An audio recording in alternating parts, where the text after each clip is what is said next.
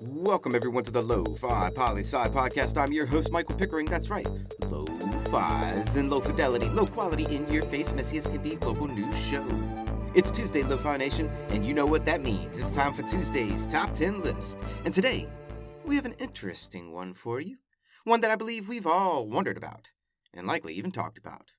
We're doing the top 10 most spoken first languages in the world. And then we'll talk a bit more about what that means for us moving forward. And our data come from the Ethnologue Study of Languages of the World 2020. This is a US-based organization that's been in existence since 1951 and is dedicated to the global study of languages. And the reason we do the year 2020, which means the data are for 2019, is quite simple. Data taken in 2021 and 2020? Well, it's a bit noisy considering the state of the world lately. So, the most reliable, in my view, would be for the 2020 study and the 2019 calendar year. So just keep that in mind with the numbers. All right, enough. Let's get to the list. Coming in at number 10, Western Punjabi at 82.8 million native speakers, mostly in Pakistan. Number 9, Japanese with 130 million people as native speakers, mostly in Japan. Number 8, Russia with 150 million, in Russia mostly. Number 7, Portuguese with 220 million, predominantly in Portugal and Brazil. Number 6, Bengali with 230 million, predominantly in Bangladesh and in India. Now to our top 5. Number 5, Arabic with 270 million native speakers, spread throughout 60 plus countries. Number 4, Hindi with 340 million, mostly in India and Nepal. Number 3, English, 370 million, predominantly in 7 plus countries. Number 2, Spanish, with 460 million native speakers, spread throughout 30 plus countries. And coming in at number 1, and the most spoken native language in the world, Mandarin Chinese, with 920 million native speakers, mostly in China. And there you have it, the 10 most spoken first languages in the world.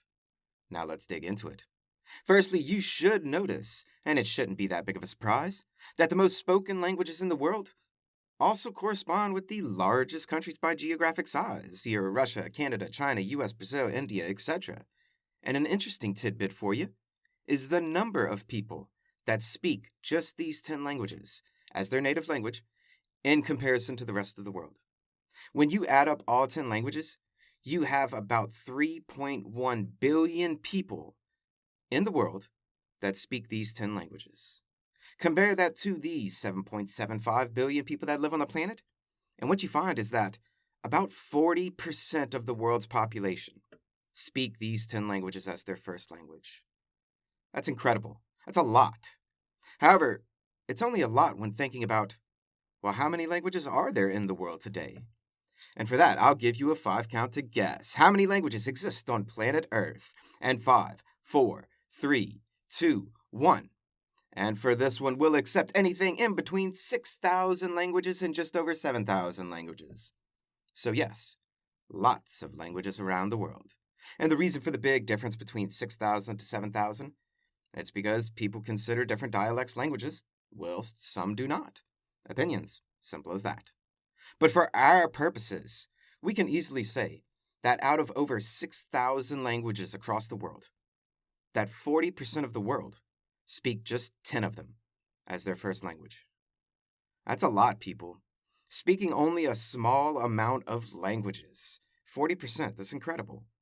Now remember, this is just the number of native speakers.